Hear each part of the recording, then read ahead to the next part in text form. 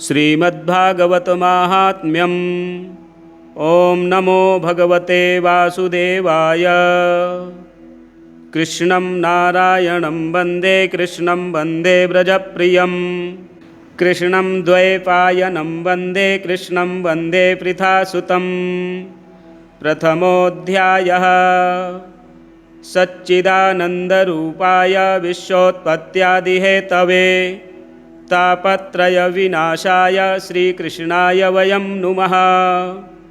यं प्रव्रजन्तमनुपेतमपेतकृत्यं द्वैपायनो विरहकातर आजुहाव। पुत्रेति तन्मयतया तरवोऽभिनेदुः तं सर्वभूतहृदयं मुनिमानतोऽस्मि।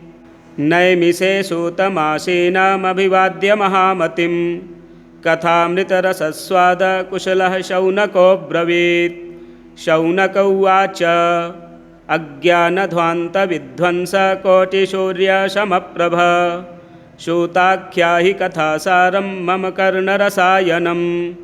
भक्तिज्ञानविरागाप्तो विवेको वर्धते महान् मायामोहनिरासश्च वैष्णवैः क्रियते कथम्। इह घोरे कलौ प्रायो जीवश्चासुरताङ्गतः क्लेशाक्रान्तस्य तस्यैव शोधने किं परायणम्। श्रेयसां यद्भवेत् श्रेयः पावनानां च पावनम्। कृष्णप्राप्तिकरं शश्वत्साधनं तद्वदाधुना। चिन्तामणिर्लोकसुखं सुरद्रुः स्वर्गसम्पदम्। प्रयच्छति गुरुः प्रीतो वैकुण्ठं योगिदुर्लभं। सूत उवाच प्रीतिः शौनकचित्ते ते ह्यतो वच्मि विचार्य च। सर्वसिद्धान्तनिष्पन्नं संसारभयनाशनं। भक्त्योघवर्धनं यच्च कृष्णसन्तोषहेतुकं तदहं तेऽभिधास्यामि सावधानतया शृणु। कालव्यालमुखग्रासत्रासनिर्णासहेतवे श्रीमद्भागवतं शास्त्रं कलौकीरेण भासितम्। एतस्मादपरं किञ्चिन्मनः शुद्ध्यै न विद्यते। जन्मान्तरे भवेत् पुण्यं तदा भागवतं लभेत्। परीक्षिते कथां वक्तुं सभायां संस्थिते शुके। सुधाकुम्भं गृहीत्वैव देवास्तत्र समागमन्। शुकं नत्वा वदन् सर्वे स्वकार्यकुशलाः सुराः। कथासुधां प्रयच्छस्व गृहीत्वैव सुधामिमाम्। एवं विनिमये जाते सुधाराज्ञा प्रपीयताम्। प्रपश्यामो वयं सर्वे श्रीमद्भागवतामृतम्। क्व स्वधा क्व कथा लोके क्व काचः क्व मणिर्महान्। ब्रह्मरातो विचार्यैवं तदा देवाञ्जहासः। अभक्तास्तांश्च विज्ञाय न ददौ सा कथामृतं। श्रीमद्भागवती वार्ता सुराणामपि दुर्लभा। राज्ञो मोक्षं तथा वीक्ष्य पुराधातापि विस्मितः। सत्यलोके तुलां बद्धा तोलयत्साधनान्यजः। लघून्यन्यानि जातानि गौरवेण इदं महत्। तदा ऋषिगणाः सर्वे विस्मयं परमं ययुः। मेनिरे भगवद्रूपं शास्त्रं भागवतं कलौ। पठनाच्छ्रवणात् सद्यो वैकुण्ठफलदायकम्। सप्ताहेन श्रुतं चैतत् सर्वथा मुक्तिदायकम्। सनकाद्यैः पुरा प्रोक्तं नारदाय दयापरैः। यद्यपि ब्रह्मसम्बन्धात् श्रुतमेतत् सुरर्षिणा। सप्ताहश्रवणविधिः कुमारैस्तस्य भासितः। शौनक उवाच लोकविग्रहमुक्तस्य नारदस्यास्थिरस्य च। विधिश्रवे कुतः प्रीतिः संयोगः कुत्र तैः सह। सूत उवाच अत्र ते कीर्तयिष्यामि भक्तियुक्तं कथानकम्। शुकेन मम यत्प्रोक्तं रहस्यं विचार्य च। एकदा हि विशालायां चत्वार ऋषयो मलाः। सत्सङ्गार्थं समायाता ददृशुस्तत्र नारदम्। कुमारा ऊचुः कथं ब्रह्मन् दीनमुखः कुतश्चिन्तातुरो भवान्। त्वरितं गम्यते कुत्र कुतश्चागमनं तव। इदानीं शून्यचित्तोऽसि गतवित्तो यथा जनः तवेदं मुक्तसङ्गस्य नोचितं वद कारणं। नारद उवाच अहं तु पृथिवीं यातो ज्ञात्वा सर्वोत्तमामिति पुष्करञ्च प्रयागञ्च काशीगोदावरीं तथा हरिक्षेत्रं कुरुक्षेत्रं श्रीरङ्गं सेतुबन्धनम् एवमादिषु तीर्थेषु भ्रममाण इतस्ततः नापश्यं कुत्रचिच्छर्म मनः सन्तोषकारकं कलिना धर्ममित्रेण धरेयं बाधिताधुना सत्यं नास्ति तपः शौचं दयादानं न विद्यते उदरं भरिणो जीवा वराकाः कूटभाषिणः मन्दाः सुमन्दमतयो मन्दभाग्याह्युपद्रुताः पाखण्डनिरताः सन्तो विरक्ताः सपरिग्रहाः तरुणी प्रभुता गेहे श्यालको बुद्धिदायकः कन्याविक्रयिणो लोभाद्दम्पतीनां च कल्कनम् आश्रमायवनैरुद्धास्तीर्थानि सरितस्तथा देवतायतनान्यत्र दुष्टैर्नष्टानि भूरिशः न योगी नैव सिद्धो वा न ज्ञानी सत्क्रियो नरः कलिदावानलेनाद्य साधनं भस्मतां गतम् अट्टशूला जनपदाः शिवशूलाधिजातयः कामिन्यः केशशूलिन्यः सम्भवन्ति कलाविह एवं पश्यन् कलेर्दोषान् पर्यटन् नवनीमहं यामुनं तटमापन्नो यत्र लीला हरेरभूत् तत्राश्चर्यं मया दृष्टं श्रूयतां तन्मुनीश्वराः एका तु तरुणी तत्र निषण्डा खिन्नमानसा वृद्धौ द्वौ पतितौ पार्श्वे निःस्वतन्तावचेतनौ शुश्रूषन्ति प्रबोधन्ति रुदति च तयोः पुरः दशदिक्षु निरीक्षन्ति रक्षितारं निजं वपुः बीज्यमाना शतस्त्रीभिर्बोध्यमाना मुहुर्मुहुः दृष्ट्वा दूराद्गतः सोऽहं कौतुकेन तदन्तिकम् मां दृष्ट्वा चोत्थिता बाला बिह्वला चाब्रवीद्वचः बालोवाच भो भोः साधो क्षणं तिष्ठ मच्चिन्तामपि नाशय दर्शनं तव लोकस्य सर्वथा गहरं परं बहुधा तव वाक्येन दुःखशान्तिर्भविष्यति यदा भाग्यं भवेत् भूरि भवतो दर्शनं तदा। नारद उवाच कासि त्वं का विमौचे मा नार्यः काः पद्मलोचनाः वद देवि सविस्तारं स्वस्य दुःखस्य कारणं।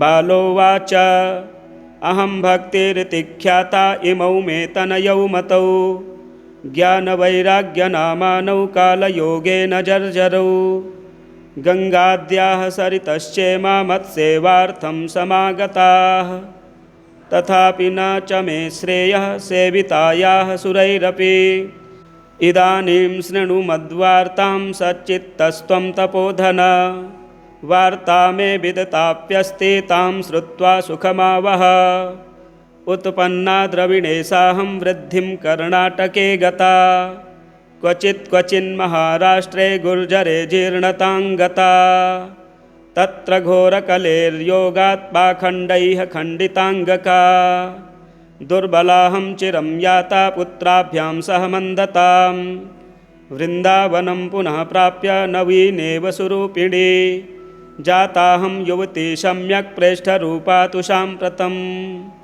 इमौ तु सैतावत्र सुतौ मे क्लिश्यतः श्रमात् इदम् अस्थानं परित्यज्य विदेशं गम्यते मया जरठत्वं समायातौ तेन दुःखेन दुःखिता साहं तु तरुणी कस्मात् सुतौ वृद्धा विमौ कुतः त्रयाणां सहचारित्वाद्वैपरीत्यं कुतः स्थितं घटते जरठा माता तरुणौ तनयाविति अतः शोचामि चात्मानं विस्मयाविष्टमानसा वद योगनिधे धीमन् कारणं चात्र किं भवेत्।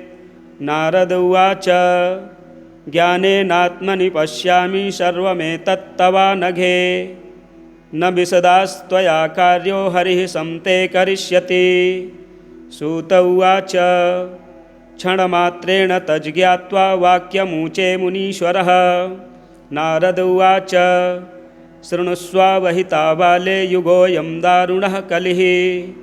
तेन लुप्तः सदाचारो योगमार्गस्तपांसि च। जना अघासुरायान्ते साठ्यदुष्कर्मकारिणः। इह सन्तो विसीदन्ति प्रहर्ष्यन्ति ह साधवः।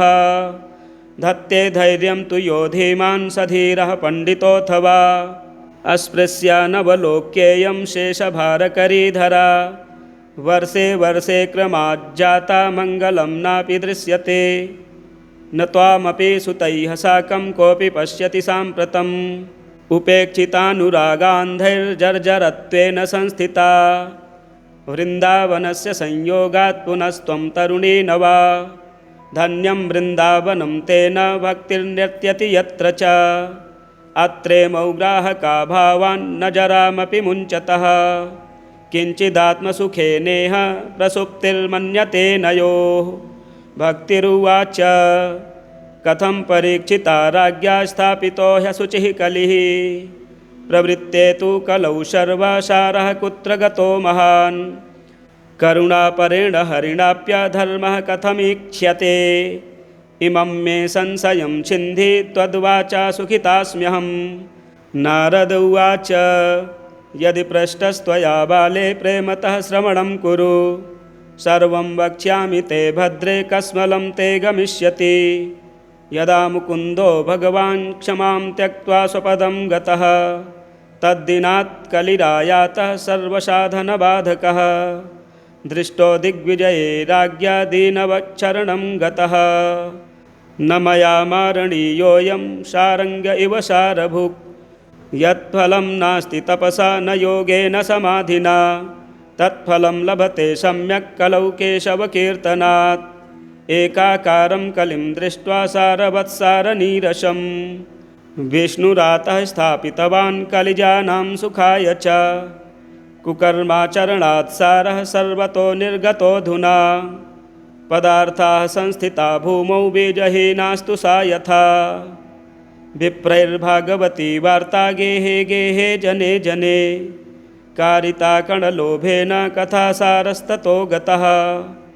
अत्युग्रभूरिकर्माणो नास्तिकारौरवो जनाः। तेऽपि तिष्ठन्ति तीर्थेषु तीर्थसारस्ततो गतः। कामक्रोधमहालोभतृष्णाव्याकुलचेतसः। तेऽपि तिष्ठन्ति तपसि तपः सारस्ततो गतः। मनसश्चाज्जया लोभाद्दम्भात् पाखण्डसंश्रयात्। शास्त्रानभ्यसनाच्चैव ध्यानयोगफलं गतं। पण्डितास्तु कलत्रेण रमन्ते महिषा इव। पुत्रस्योत्पादने दक्षा अदक्षा मुक्तिसाधने। न हि वैष्णवता कुत्र सम्प्रदायपुरःसरा। एवं प्रलयतां प्राप्तो वस्तुसारः स्थले स्थले। अयं तु युगधर्मो हि वर्तते कस्य दूषणम्। अतस्तु पुण्डरीकाक्षः सह ते निकटे स्थितः। सूत उवाच इति तद्वचनं श्रुत्वा विस्मयं परमं गता। भक्तिरुचे वचो भूयः श्रूयतां तच्च शौनक। भक्तिरुवाच सुरर्षे त्वं हि धन्योऽसि मद्भाग्येन समागतः। साधूनां दर्शनं लोके सर्वसिद्धिकरं परम्। जयति जगति मायां यस्य कायाधवस्ते। वचनरचनमेकं केवलं चाकलय्य। ध्रुवपदमपि यातो यत्कृपातो ध्रुवोऽयं। सकलकुशलपात्रं ब्रह्मपुत्रं नतास्मि। कृष्णं नारायणं वन्दे कृष्णं वन्दे व्रजप्रियं। कृष्णं द्वैपायनं वन्दे कृष्णं वन्दे पृथासुतं।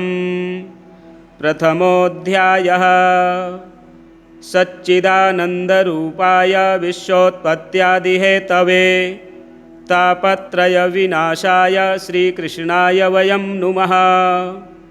यं प्रव्रजन्तमनुपेतमपेतकृत्यं द्वैपायनो विरहकातर आजुहाव। पुत्रेति तन्मयतया तरवोऽभिनेदुः तं सर्वभूतहृदयं मुनिमानतोऽस्मि। नैमिषे सूतमासीनामभिवाद्य महामतिं कथामृतरसस्वादकुशलः शौनकोऽब्रवीत्। शौनक उवाच अज्ञानध्वान्तविध्वंसकोटिसूर्यसमप्रभ सूताख्याहि कथासारं मम कर्णरसायनं। भक्तिज्ञानविरागाप्तो विवेको वर्धते महान् मायामोहनिरासश्च वैष्णवैः क्रियते कथम्। इह घोरे कलौ प्रायो जीवश्चासुरताङ्गतः क्लेशाक्रान्तस्य तस्यैव शोधने किं परायणम्। श्रेयसां यद्भवेत् श्रेयः पावनानां च पावनम् कृष्णप्राप्तिकरं शश्वत्साधनं तद्वदाधुना। चिन्तामणिर्लोकसुखं सुरद्रुः स्वर्गसम्पदम् प्रयच्छति गुरुः प्रीतो वैकुण्ठं योगिदुर्लभम्। सूत उवाच प्रीतिः शौनकचित्ते ते ह्यतो वच्मि विचार्य च सर्वसिद्धान्तनिष्पन्नं संसारभयनाशनं भक्त्योघवर्धनं यच्च कृष्णसन्तोषहेतुकं तदहं तेऽभिधास्यामि सावधानतया शृणु। कालव्यालमुखग्रासत्रासनिर्णासहेतवे श्रीमद्भागवतं शास्त्रं कलौकीरेण भासितम्। एतस्मादपरं किञ्चिन्मनः शुद्ध्यै न विद्यते जन्मान्तरे भवेत् पुण्यं तदा भागवतं लभेत्। परीक्षिते कथां वक्तुं सभायां संस्थिते शुके सुधाकुम्भं गृहीत्वैव देवास्तत्र समागमन्। शुकं नत्वा वदन् सर्वे स्वकार्यकुशलाः सुराः कथासुधां प्रयच्छस्व गृहीत्वैव सुधामिमाम्। एवं विनिमये जाते सुधाराज्ञा प्रपीयताम्। प्रपश्यामो वयं सर्वे श्रीमद्भागवतामृतं क्व स्वधा क्व कथा लोके क्व काचः क्व मणिर्महान्। ब्रह्मरातो विचार्यैवं तदा देवाञ्जहासः अभक्तास्तांश्च विज्ञाय न ददौ सा कथामृतं। श्रीमद्भागवती वार्ता सुराणामपि दुर्लभा राज्ञो मोक्षं तथा वीक्ष्य पुराधातापि विस्मितः। सत्यलोके तुलां बद्धा तोलयत् साधनान्यजः लघून्यन्यानि जातानि गौरवेण इदं महत्। तदा ऋषिगणाः सर्वे विस्मयं परमं ययुः मेनिरे भगवद्रूपं शास्त्रं भागवतं कलौ पठनाच्छ्रवणात् सद्यो वैकुण्ठफलदायकम्। सप्ताहेन श्रुतं चैतत् सर्वथा मुक्तिदायकम्। सनकाद्यैः पुरा प्रोक्तं नारदाय दयापरैः यद्यपि ब्रह्मसम्बन्धात् श्रुतमेतत् सुरर्षिणा। सप्ताहश्रवणविधिः कुमारैस्तस्य भासितः। शौनक उवाच लोकविग्रहमुक्तस्य नारदस्यास्थिरस्य च विधिश्रवे कुतः प्रीतिः संयोगः कुत्र तैः सह। सूत उवाच अत्र ते कीर्तयिष्यामि भक्तियुक्तं कथानकं शुकेन मम यत्प्रोक्तं रहस्यं विचार्य च। एकदा हि विशालायां चत्वार ऋषयो मलाः सत्सङ्गार्थं समायाता ददृशुस्तत्र नारदं। कुमारा ऊचुः कथं ब्रह्मन् दीनमुखः कुतश्चिन्तातुरो भवान्। त्वरितं गम्यते कुत्र कुतश्चागमनं तव। इदानीं शून्यचित्तोऽसि गतवित्तो यथा जनः तवेदं मुक्तसङ्गस्य नोचितं वद कारणं। नारद उवाच अहं तु पृथिवीं यातो ज्ञात्वा सर्वोत्तमामिति पुष्करञ्च प्रयागञ्च काशी गोदावरीं तथा हरिक्षेत्रं कुरुक्षेत्रं श्रीरङ्गं सेतुबन्धनम् एवमादिषु तीर्थेषु भ्रममाण इतस्ततः नापश्यं कुत्रचिच्छर्म मनः सन्तोषकारकं कलिना धर्ममित्रेण धरेयं बाधिताधुना सत्यं नास्ति तपः शौचं दयादानं न विद्यते उदरं भरिणो जीवा वराकाः कूटभाषिणः मन्दाः सुमन्दमतयो मन्दभाग्याह्युपद्रुताः पाखण्डनिरताः सन्तो विरक्ताः सपरिग्रहाः तरुणी प्रभुता गेहे श्यालको बुद्धिदायकः कन्याविक्रयिणो लोभाद्दम्पतीनां च कल्कनम् आश्रमायवनैरुद्धास्तीर्थानि सरितस्तथा देवतायतनान्यत्र दुष्टैर्नष्टानि भूरिशः न योगी नैव सिद्धो वा न ज्ञानी सत्क्रियो नरः कलिदावानलेनाद्य साधनं भस्मतां गतम् अट्टशूला जनपदाः शिवशूलाधिजातयः कामिन्यः केशशूलिन्यः सम्भवन्ति कलाविह एवं पश्यन् कलेर्दोषान् पर्यटन्नवनीमहं यामुनं तटमापन्नो यत्र लीला हरेरभूत् तत्राश्चर्यं मया दृष्टं श्रूयतां तन्मुनीश्वराः एका तु तरुणी तत्र निषण्डा खिन्नमानसा वृद्धौ द्वौ पतितौ पार्श्वे निःस्वतन्तावचेतनौ शुश्रूषन्ति प्रबोधन्ति रुदति च तयोः पुरः दशदिक्षु निरीक्षन्ति रक्षितारं निजं वपुः बीज्यमाना शतस्त्रीभिर्बोध्यमाना मुहुर्मुहुः दृष्ट्वा दूराद्गतः सोऽहं कौतुकेन तदन्तिकम् मां दृष्ट्वा चोत्थिता बाला विह्वला चाब्रवीद्वचः बालोवाच भो भोः साधो क्षणं तिष्ठ मच्चिन्तामपि नाशय दर्शनं तव लोकस्य सर्वथा गहरं परं बहुधा तव वाक्येन दुःखशान्तिर्भविष्यति यदा भाग्यं भवेद् भूरि भवतो दर्शनं तदा नारद उवाच कासि त्वं काव्यमौचे मा नार्यः काः पद्मलोचनाः वद देवि सविस्तारं स्वस्य दुःखस्य कारणं बालोवाच अहं भक्तिरिति ख्याता इमौ मे तनयौ मतौ ज्ञानवैराग्यनामानौ कालयोगेन जर्जरौ गङ्गाद्याः सरितश्चेमा मत्सेवार्थं समागताः तथापि न च मे श्रेयः सेवितायाः सुरैरपि इदानीं शृणु मद्वार्तां सच्चित्तस्त्वं तपोधन वार्ता मे विदताप्यस्ति तां श्रुत्वा सुखमावह उत्पन्ना द्रविणेशाहं वृद्धिं कर्णाटके गता क्वचिन्महाराष्ट्रे गुर्जरे जीर्णतां गता तत्र घोरकलेर्योगात् पाखण्डैः खण्डिताङ्गका दुर्बलाहं चिरं याता पुत्राभ्यां सह मन्दतां वृन्दावनं पुनः प्राप्य नवीनेव सुरूपिणी जाताहं युवती सम्यक् प्रेष्ठरूपा तु साम्प्रतम् इमौ तु सैतावत्र सुतौ मे क्लिश्यतः श्रमात् इदम् अस्थानं परित्यज्य विदेशं गम्यते मया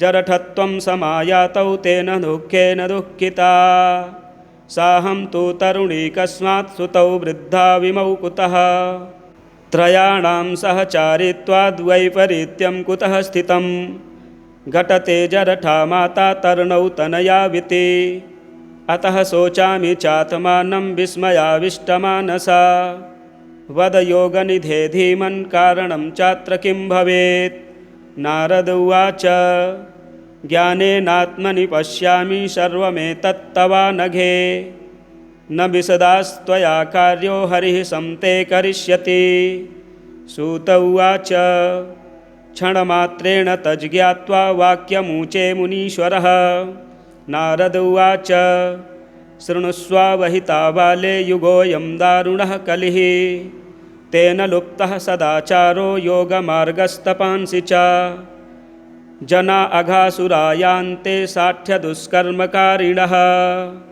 इह सन्तो विसीदन्ति प्रहर्ष्यन्ति ह साधवः धत्ते धैर्यं तु यो धीमान् स धीरः पण्डितोऽथवा अस्पृश्यानवलोक्येयं शेषभारकरीधरा वर्षे वर्षे क्रमाज्जाता मङ्गलं नापि दृश्यते न त्वामपि सुतैः साकं कोऽपि पश्यति साम्प्रतम् उपेक्षितानुरागान्धैर्जर्जरत्वेन संस्थिता वृन्दावनस्य संयोगात् पुनस्त्वं तरुणी नवा धन्यं वृन्दावनं तेन भक्तिर्नृत्यति यत्र च अत्रेमौ ग्राहका भावान् न जरामपि मुञ्चतः किञ्चिदात्मसुखेनेह प्रसुप्तिर्मन्यते नयोः भक्तिरुवाच कथं परीक्षिता राज्ञा स्थापितो ह्यशुचिः कलिः प्रवृत्ते तु कलौ सर्वसारः कुत्र गतो महान् करुणापरेण हरिणाप्यधर्मः कथमीक्ष्यते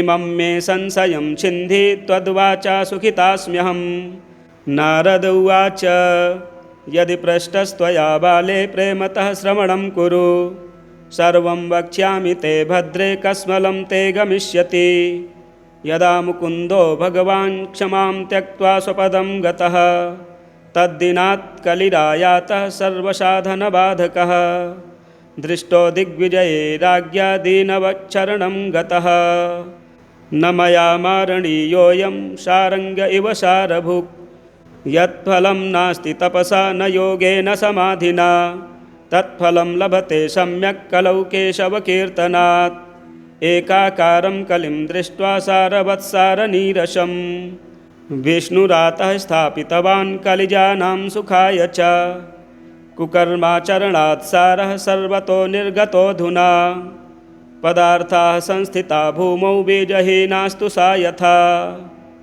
विप्रैर्भागवती वार्ता गेहे गेहे जने जने कारिता कणलोभेन कथासारस्ततो गतः अत्युग्रभूरिकर्माणो नास्तिकारौरवो जनाः तेऽपि तिष्ठन्ति तीर्थेषु तीर्थसारस्ततो गतः कामक्रोधमहालोभतृष्णाव्याकुलचेतसः तेऽपि तिष्ठन्ति तपसि तपः सारस्ततो गतः मनसश्चाज्जया लोभाद्दम्भात् पाखण्डसंश्रयात् शास्त्रानभ्यसनाच्चैव ध्यानयोगफलं गतं पण्डितास्तु कलत्रेण रमन्ते महिषा इव पुत्रस्योत्पादने दक्षा अदक्षा मुक्तिसाधने न हि वैष्णवता कुत्र सम्प्रदायपुरःसरा एवं प्रलयतां प्राप्तो वस्तुसारः स्थले स्थले अयं तु युगधर्मो हि वर्तते कस्य दूषणम्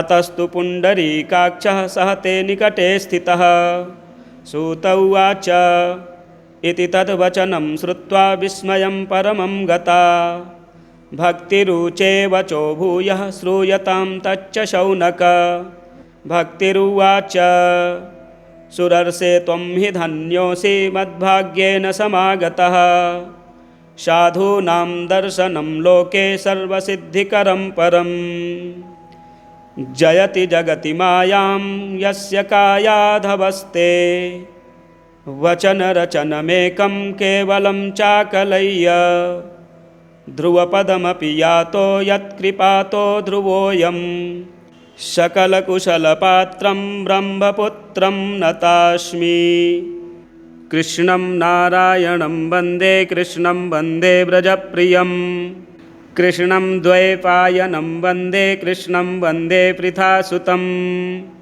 प्रथमोऽध्यायः सच्चिदानन्दरूपाय विश्वोत्पत्त्यादिहेतवे तापत्रयविनाशाय श्रीकृष्णाय वयं नुमः यं प्रव्रजन्तमनुपेतमपेतकृत्यं द्वैपायनो विरहकातर आजुहाव पुत्रेति तन्मयतया तरवोऽभिनेदुः तं सर्वभूतहृदयं मुनिमानतोऽस्मि नैमिषे सूतमासीनामभिवाद्य महामतिं कथामृतरसस्वादकुशलः शौनकोऽब्रवीत् शौनक उवाच अज्ञानध्वान्तविध्वंसकोटिसूर्यसमप्रभ सूताख्याहि कथासारं मम कर्णरसायनं भक्तिज्ञानविरागाप्तो विवेको वर्धते महान्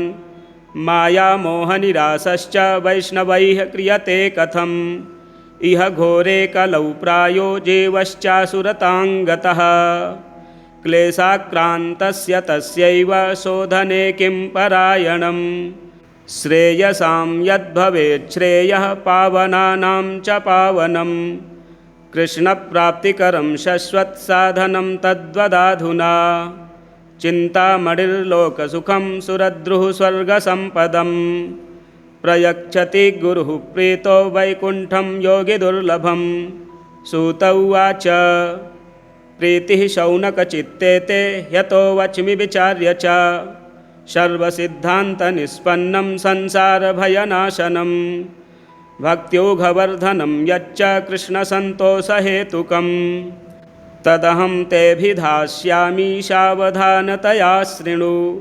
कालव्यालमुखग्रासत्रासनिर्णासहेतवे श्रीमद्भागवतं शास्त्रं कलौकीरेण भासितम् एतस्मादपरं किञ्चिन्मनः शुद्ध्यै न विद्यते जन्मान्तरे भवेत् पुण्यं तदा भागवतं लभेत् परीक्षिते कथां वक्तुं सभायां संस्थिते शुके सुधाकुम्भं गृहीत्वैव देवास्तत्र समागमन् शुकं नत्वा वदन् सर्वे स्वकार्यकुशलाः सुराः कथासुधां प्रयच्छस्व गृहीत्वैव सुधामिमाम् एवं विनिमये जाते सुधाराज्ञा प्रपीयताम् प्रपश्यामो वयं सर्वे श्रीमद्भागवतामृतं क्व स्वधा क्व कथा लोके क्व काचः क्व मणिर्महान् ब्रह्मरातो विचार्यैवं तदा देवाञ्जहासः अभक्तास्तांश्च विज्ञाय न ददौ सा कथामृतं श्रीमद्भागवती वार्ता सुराणामपि दुर्लभा राज्ञो मोक्षं तथा वीक्ष्य पुराधातापि विस्मितः सत्यलोके तुलां बद्धा तोलयत्साधनान्यजः लघून्यन्यानि जातानि गौरवेण इदं महत् तदा ऋषिगणाः सर्वे विस्मयं परमं ययुः मेनिरे भगवद्रूपं शास्त्रं भागवतं कलौ पठनाच्छ्रवणात् सद्यो वैकुण्ठफलदायकम् सप्ताहेन श्रुतं चैतत् सर्वथा मुक्तिदायकम् सनकाद्यैः पुरा प्रोक्तं नारदाय दयापरैः यद्यपि ब्रह्मसम्बन्धात् श्रुतमेतत् सुरर्षिणा सप्ताहश्रवणविधिः कुमारैस्तस्य भासितः शौनक उवाच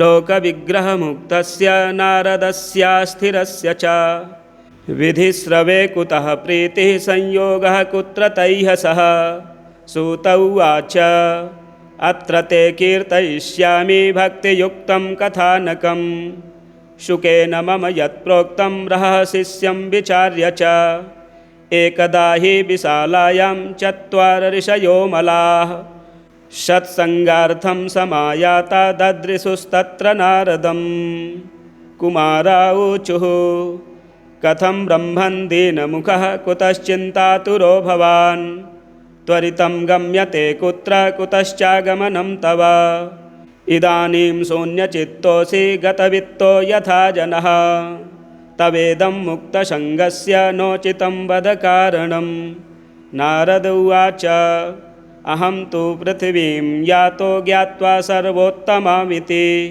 पुष्करञ्च प्रयागञ्च काशी गोदावरीं तथा हरिक्षेत्रं कुरुक्षेत्रं श्रीरङ्गं सेतुबन्धनम् एवमादिषु तीर्थेषु भ्रममाण इतस्ततः नापश्यं कुत्रचिच्छर्म मनः सन्तोषकारकम् कलिना धर्ममित्रेण धरेयं बाधिताधुना सत्यं नास्ति तपः शौचं दयादानं न विद्यते उदरं भरिणो जीवा वराकाः कूटभाषिणः मन्दाः सुमन्दमतयो मन्दभाग्याह्युपद्रुताः पाखण्डनिरताः सन्तो विरक्ताः सपरिग्रहाः तरुणी प्रभुता गेहे श्यालको बुद्धिदायकः कन्याविक्रयिणो लोभाद्दम्पतीनां च कल्कनम् आश्रमायवनैरुद्धास्तीर्थानि सरितस्तथा देवतायतनान्यत्र दुष्टैर्नष्टानि भूरिशः न योगी नैव सिद्धो वा न ज्ञानी सत्क्रियो नरः कलिदावानलेनाद्य साधनं भस्मतां गतम् अट्टशूला जनपदाः शिवशूलाधिजातयः कामिन्यः केशशूलिन्यः सम्भवन्ति कलाविह एवं पश्यन् कलेर्दोषान् पर्यटन्नवनीमहं यामुनं तटमापन्नो यत्र लीला हरेरभूत् तत्राश्चर्यं मया दृष्टं श्रूयतां तन्मुनीश्वराः एका तु तरुणी तत्र निषण्डा खिन्नमानसा वृद्धौ द्वौ पतितौ पार्श्वे निःस्वतन्तावचेतनौ शुश्रूषन्ति प्रबोधन्ति रुदति च तयोः पुरः दशदिक्षु निरीक्षन्ति रक्षितारं निजं वपुः बीज्यमाना शतस्त्रीभिर्बोध्यमाना मुहुर्मुहुः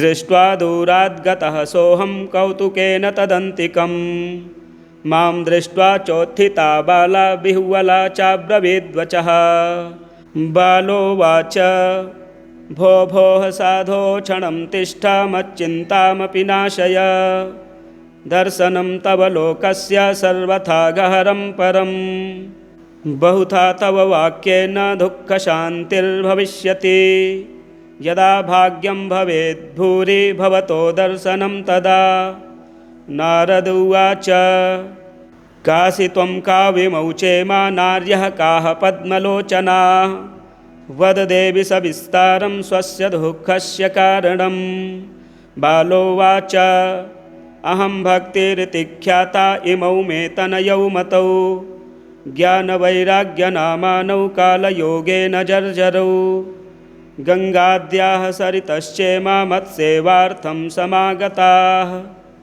तथापि न च मे श्रेयः सेवितायाः सुरैरपि इदानीं शृणु मद्वार्तां सच्चित्तस्त्वं तपोधन वार्ता मे विदताप्यस्ति तां श्रुत्वा सुखमावह उत्पन्ना द्रविणेशाहं वृद्धिं कर्णाटके गता क्वचिन्महाराष्ट्रे गुर्जरे जीर्णतां गता तत्र घोरकलेर्योगात् पाखण्डैः खण्डिताङ्गका दुर्बलाहं चिरं याता पुत्राभ्यां सह मन्दतां वृन्दावनं पुनः प्राप्य नवीनेव सुरूपिणी जाताहं युवती सम्यक् प्रेष्ठरूपा तु साम्प्रतम् इमौ तु सैतावत्र सुतौ मे क्लिश्यतः श्रमात् इदम् अस्थानं परित्यज्य विदेशं गम्यते मया जरठत्वं समायातौ तेन दुःखेन दुःखिता साहं तु तरुणी कस्मात् सुतौ वृद्धा विमौ कुतः त्रयाणां सहचारित्वाद्वैपरीत्यं कुतः स्थितं घटते जरठा माता तरुणौ तनयाविति अतः शोचामि चात्मानं विस्मयाविष्टमानसा वद योगनिधे धीमन् कारणं चात्र किं भवेत् नारद उवाच ज्ञानेनात्मनि पश्यामि सर्वमेतत्तवानघे न विशदास्त्वया कार्यो हरिः संते करिष्यति सूत उवाच क्षणमात्रेण तज्ज्ञात्वा वाक्यमूचे मुनीश्वरः नारद उवाच शृणुष्वावहिता बाले युगोऽयं दारुणः कलिः तेन लुप्तः सदाचारो योगमार्गस्तपांसि च जना अघासुरायान्ते साठ्यदुष्कर्मकारिणः इह सन्तो विसीदन्ति प्रहर्ष्यन्ति ह साधवः धत्ते धैर्यं तु यो धीमान् स धीरः पण्डितोऽथवा अस्पृश्यानवलोक्येयं शेषभारकरीधरा वर्षे वर्षे क्रमाज्जाता मङ्गलं नापि दृश्यते न त्वामपि सुतैः साकं कोऽपि पश्यति साम्प्रतम् उपेक्षितानुरागान्धैर्जर्जरत्वेन संस्थिता वृन्दावनस्य संयोगात् पुनस्त्वं तरुणी नवा धन्यं वृन्दावनं तेन भक्तिर्नृत्यति यत्र च अत्रेमौ ग्राहका भावान् न जरामपि मुञ्चतः किञ्चिदात्मसुखेनेह प्रसुप्तिर्मन्यते नयोः भक्तिरुवाच कथं परीक्षिता राज्ञा स्थापितो ह्यशुचिः कलिः प्रवृत्ते तु कलौ सर्वसारः कुत्र गतो महान् करुणापरेण हरिणाप्यधर्मः कथमीक्ष्यते इमं मे संशयं छिन्धि त्वद्वाचा सुखितास्म्यहं। नारद उवाच यदि पृष्टस्त्वया बाले प्रेमतः श्रवणं कुरु। सर्वं वक्ष्यामि ते भद्रे कस्मलं ते गमिष्यति। यदा मुकुन्दो भगवान् क्षमां त्यक्त्वा स्वपदं गतः तद्दिनात् कलिरायातः सर्वसाधनबाधकः। दृष्टो दिग्विजये राज्ञा दीनवच्छरणं गतः। न मया मारणीयोऽयं सारङ्ग इव सारभुक्। यत्फलं नास्ति तपसा न योगेन समाधिना तत्फलं लभते सम्यक् कलौ केशवकीर्तनात्। एकाकारं कलिं दृष्ट्वा सारवत्सारनीरसं विष्णुरातः स्थापितवान् कलिजानां सुखाय च। कुकर्माचरणात् सारः सर्वतो निर्गतोऽधुना। पदार्थाः संस्थिता भूमौ बीजहीनास्तु सा यथा। विप्रैर्भागवती वार्ता गेहे गेहे जने जने। कारिता कणलोभेन कथासारस्ततो गतः। अत्युग्रभूरिकर्माणो नास्तिकारौरवो जनाः। तेऽपि तिष्ठन्ति तीर्थेषु तीर्थसारस्ततो गतः। कामक्रोधमहालोभतृष्णाव्याकुलचेतसः तेऽपि तिष्ठन्ति तपसि तपः सारस्ततो गतः। मनसश्चाज्जया लोभाद्दम्भात् पाखण्डसंश्रयात् शास्त्रानभ्यसनाच्चैव ध्यानयोगफलं गतं। पण्डितास्तु कलत्रेण रमन्ते महिषा इव। पुत्रस्योत्पादने दक्षा अदक्षा मुक्तिसाधने। न हि वैष्णवता कुत्र सम्प्रदायपुरःसरा। एवं प्रलयतां प्राप्तो वस्तुसारः स्थले स्थले। अयं तु युगधर्मो हि वर्तते कस्य दूषणम्। अतस्तु पुण्डरीकाक्षः सह ते निकटे स्थितः। सूत उवाच इति तद्वचनं श्रुत्वा विस्मयं परमं गता। भक्तिरुचे वचो भूयः श्रूयतां तच्च शौनक। भक्तिरुवाच सुरर्षे त्वं हि धन्योऽसि मद्भाग्येन समागतः। साधूनां दर्शनं लोके सर्वसिद्धिकरं परम्। जयति जगति मायां यस्य कायाधवस्ते। वचनरचनमेकं केवलं चाकलय्य। ध्रुवपदमपि यातो यत्कृपातो ध्रुवोऽयं। सकलकुशलपात्रं ब्रह्मपुत्रं नतास्मि। कृष्णं नारायणं वन्दे कृष्णं वन्दे व्रजप्रियं। कृष्णं द्वैपायनं वन्दे कृष्णं वन्दे पृथासुतं। प्रथमोऽध्यायः सच्चिदानन्दरूपाय विश्वोत्पत्त्यादिहेतवे तापत्रयविनाशाय श्रीकृष्णाय वयं नुमः। यं प्रव्रजन्तमनुपेतमपेतकृत्यं द्वैपायनो विरहकातर आजुहाव। पुत्रेति तन्मयतया तरवोऽभिनेदुः तं सर्वभूतहृदयं मुनिमानतोऽस्मि। नैमिषे सूतमासीनामभिवाद्य महामतिं कथामृतरसस्वादकुशलः शौनकोऽब्रवीत्। शौनक उवाच अज्ञानध्वान्तविध्वंसकोटिसूर्यसमप्रभ। सूताख्याहि कथासारं मम कर्णरसायनं। भक्तिज्ञानविरागाप्तो विवेको वर्धते महान्। मायामोहनिरासश्च वैष्णवैः क्रियते कथम्। इह घोरे कलौ प्रायो जीवश्चासुरताङ्गतः। क्लेशाक्रान्तस्य तस्यैव शोधने किं परायणम्। श्रेयसां यद्भवेत् श्रेयः पावनानां च पावनम्। कृष्णप्राप्तिकरं शश्वत्साधनं तद्वदाधुना। चिन्तामणिर्लोकसुखं सुरद्रुः स्वर्गसम्पदम्। प्रयच्छति गुरुः प्रीतो वैकुण्ठं योगिदुर्लभम्। सूत उवाच प्रीतिः शौनकचित्ते ते यतो वच्मि विचार्य च। सर्वसिद्धान्तनिष्पन्नं संसारभयनाशनं। भक्त्योघवर्धनं यच्च कृष्णसन्तोषहेतुकम्। तदहं तेऽभिधास्यामि सावधानतया शृणु। कालव्यालमुखग्रासत्रासनिर्णासहेतवे श्रीमद्भागवतं शास्त्रं कलौकीरेण भासितम्। एतस्मादपरं किञ्चिन्मनः शुद्ध्यै न विद्यते। जन्मान्तरे भवेत् पुण्यं तदा भागवतं लभेत्। परीक्षिते कथां वक्तुं सभायां संस्थिते शुके। सुधाकुम्भं गृहीत्वैव देवास्तत्र समागमन्। शुकं नत्वा वदन् सर्वे स्वकार्यकुशलाः सुराः। कथासुधां प्रयच्छस्व गृहीत्वैव सुधामिमाम्। एवं विनिमये जाते सुधा राज्ञा प्रपीयताम्। प्रपश्यामो वयं सर्वे श्रीमद्भागवतामृतम्। क्व स्वधा क्व कथा लोके क्व काचः क्व मणिर्महान्। ब्रह्मरातो विचार्यैवं तदा देवाञ्जहासः। अभक्तास्तांश्च विज्ञाय न ददौ सा कथामृतम्। श्रीमद्भागवती वार्ता सुराणामपि दुर्लभा। राज्ञो मोक्षं तथा वीक्ष्य पुराधातापि विस्मितः। सत्यलोके तुलां बद्धा तोलयत्साधनान्यजः। लघून्यन्यानि जातानि गौरवेण इदं महत्। तदा ऋषिगणाः सर्वे विस्मयं परमं ययुः। मेनिरे भगवद्रूपं शास्त्रं भागवतं कलौ।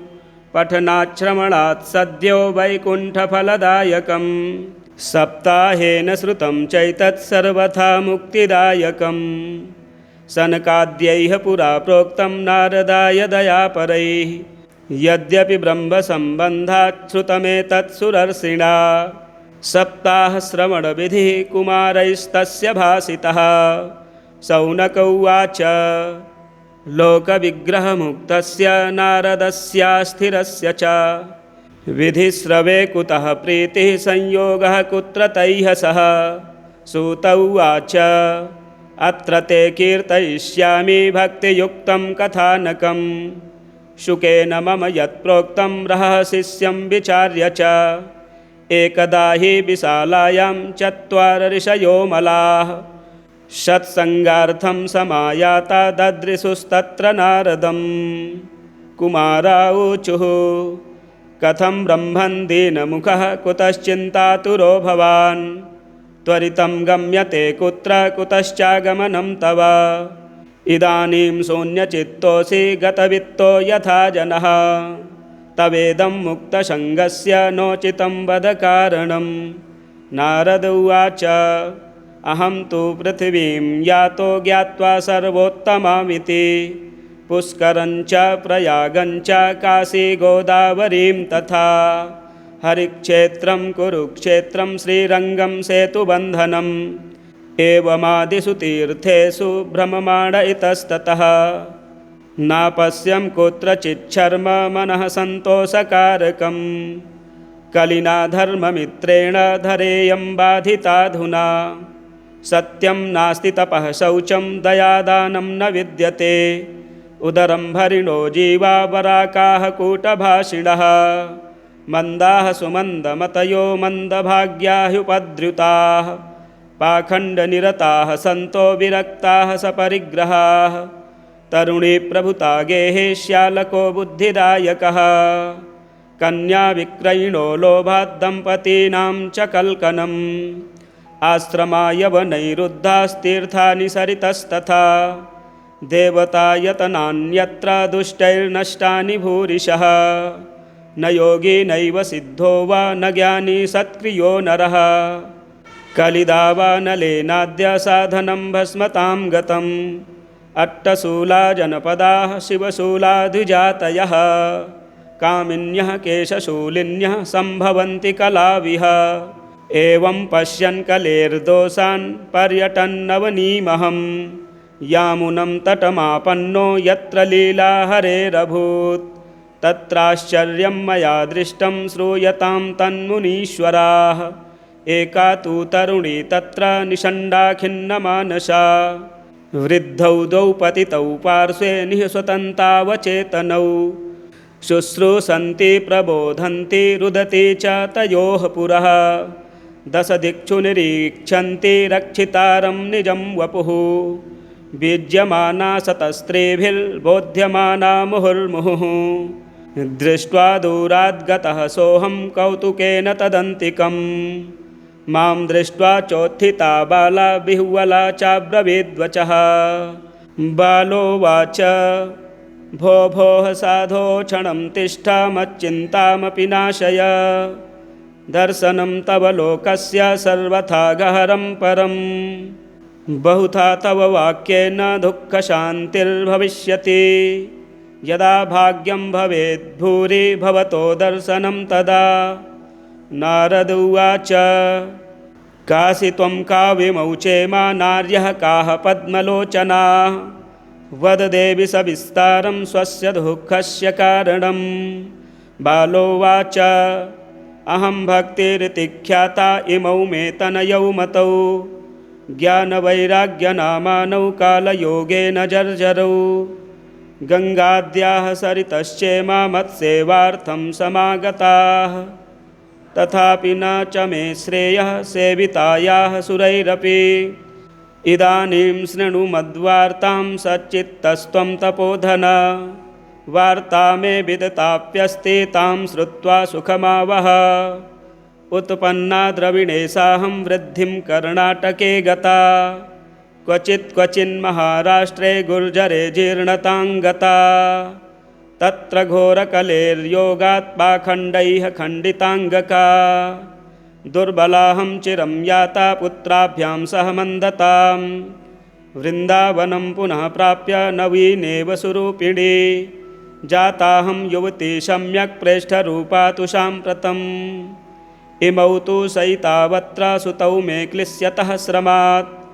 इदम् अस्थानं परित्यज्य विदेशं गम्यते मया जरठत्वं समायातौ तेन दुःखेन दुःखिता साहं तु तरुणी कस्मात् सुतौ वृद्धा विमौ कुतः त्रयाणां सहचारित्वाद्वैपरीत्यं कुतः स्थितं घटते जरठा माता तरुणौ तनयाविति अतः शोचामि चात्मानं विस्मयाविष्टमानसा वद योगनिधे धीमन् कारणं चात्र किं भवेत् नारद उवाच ज्ञानेनात्मनि पश्यामि सर्वमेतत्तवानघे न विशदास्त्वया कार्यो हरिः संते करिष्यति सूत उवाच क्षणमात्रेण तज्ज्ञात्वा वाक्यमूचे मुनीश्वरः नारद उवाच शृणुष्वावहिता बाले युगोऽयं दारुणः कलिः तेन लुप्तः सदाचारो योगमार्गस्तपांसि च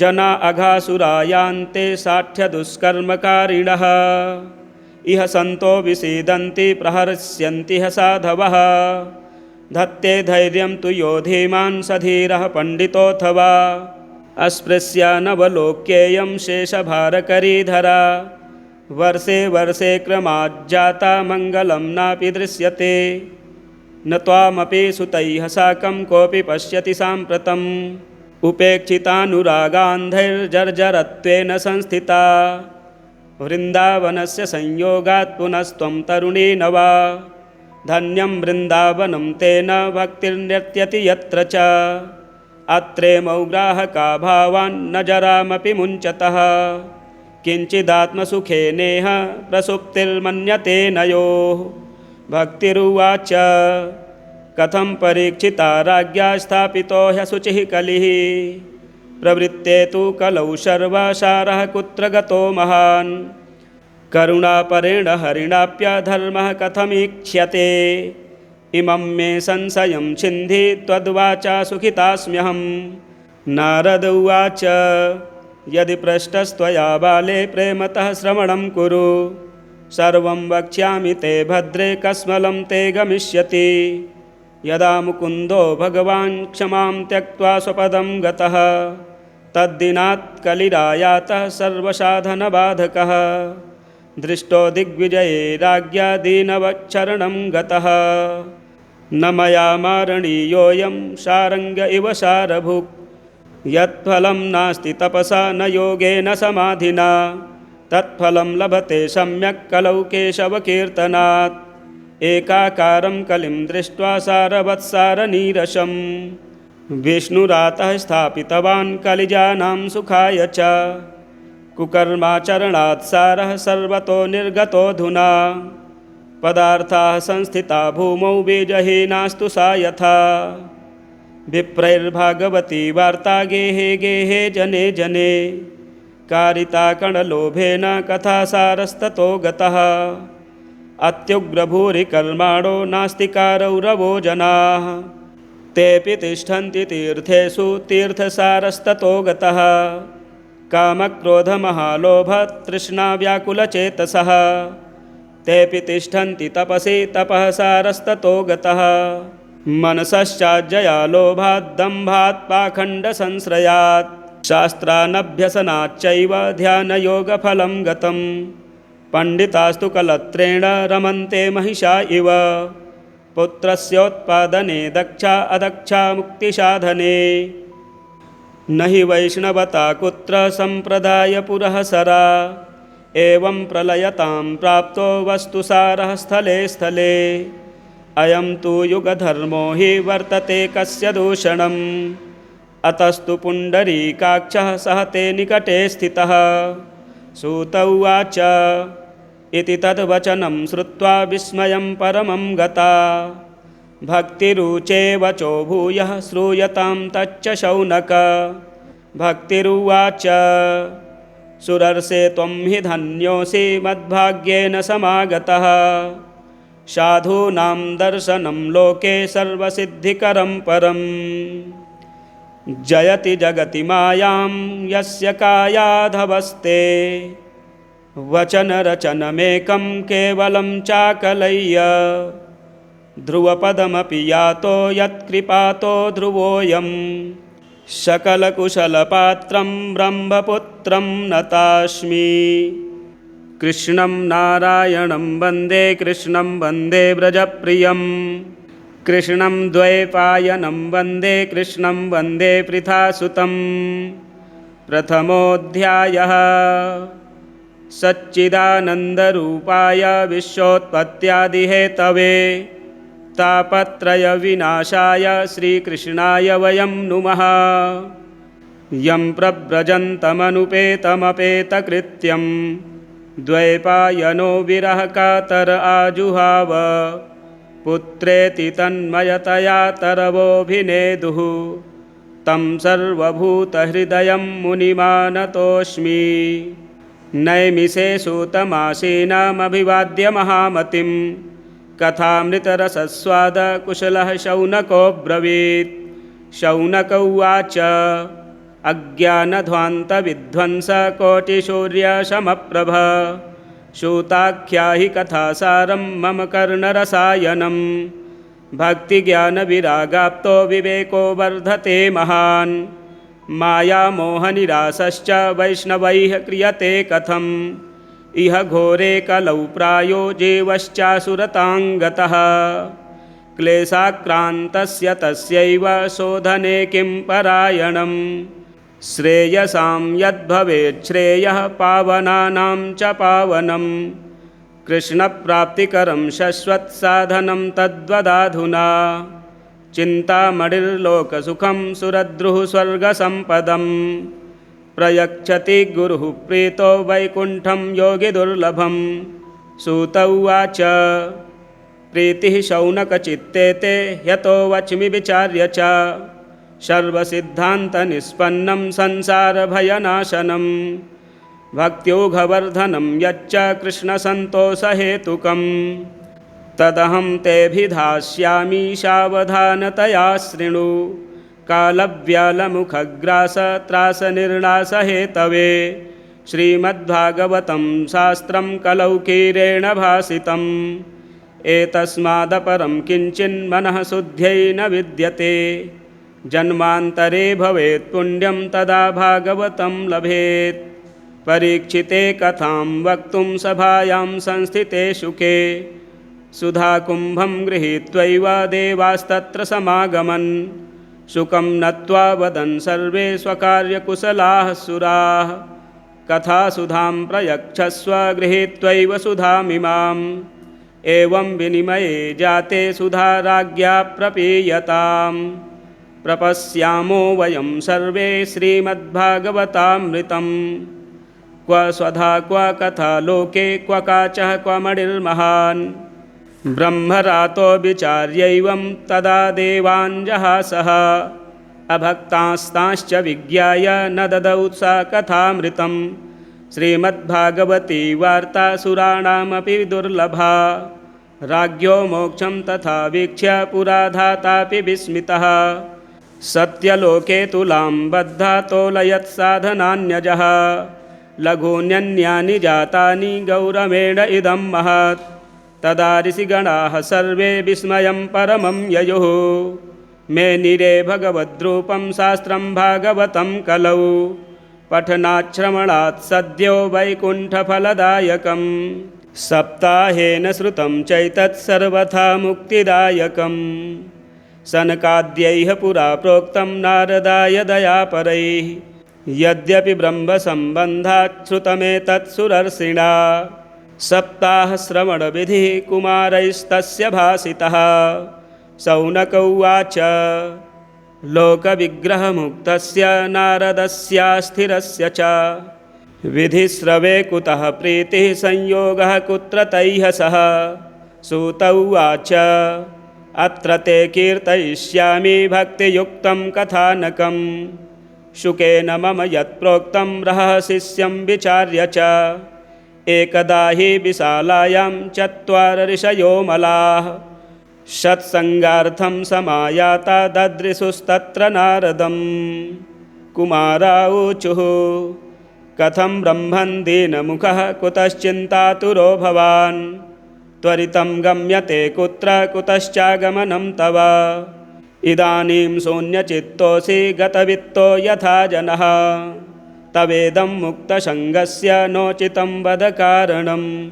नारद उवाच अहं तु पृथिवीं यातो ज्ञात्वा सर्वोत्तमामिति। पुष्करञ्च प्रयागञ्च काशी गोदावरीं तथा। हरिक्षेत्रं कुरुक्षेत्रं श्रीरङ्गं सेतुबन्धनम्।